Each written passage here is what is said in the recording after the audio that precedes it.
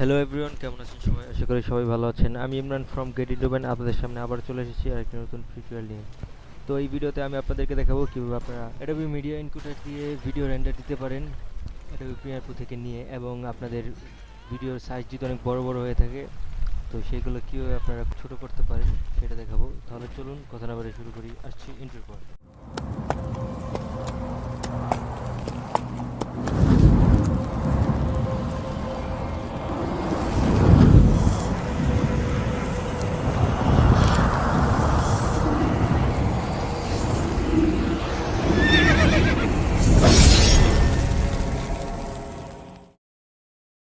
তো আমি এখানে একটা ফাইল ওপেন করে রেখেছি, দেখতে পাচ্ছেন। তো প্রথমে আমি এখান থেকে একটু কেটে নিচ্ছি যতটুকু আমার প্রয়োজন।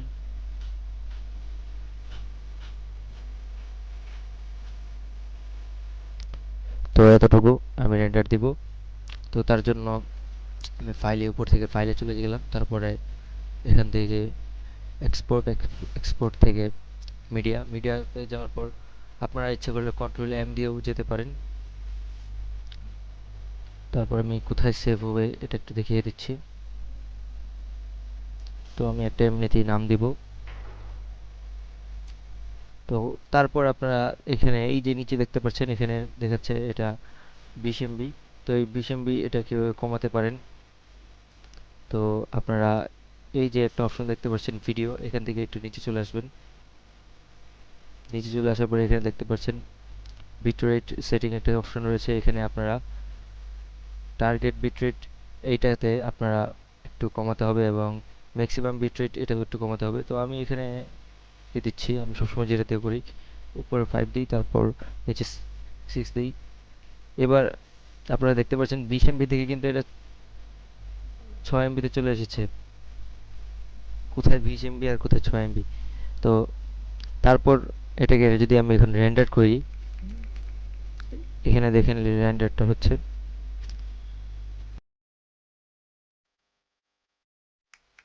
তো এবার আমরা ফাইলটা যাই দেখি।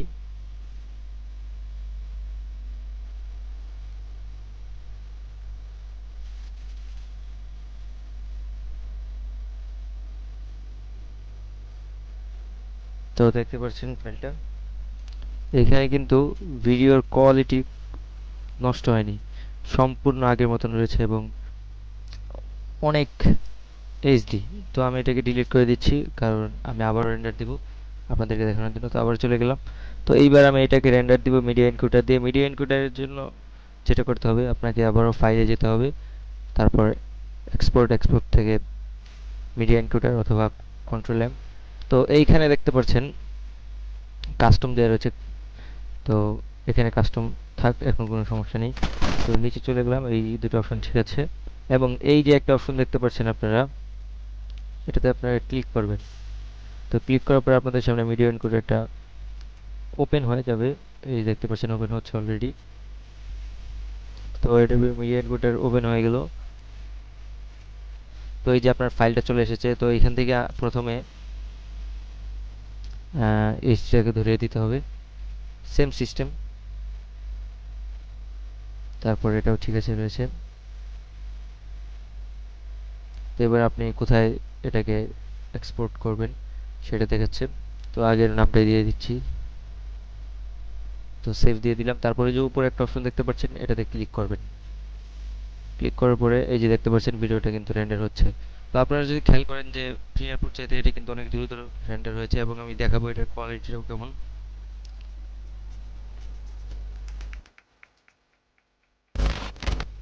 তো এখানে দেখতে পাচ্ছেন কোয়ালিটি কিন্তু আগের মতনই রয়েছে এবং অনেক তাড়াতাড়ি রেন্ডার হয়েছে। তো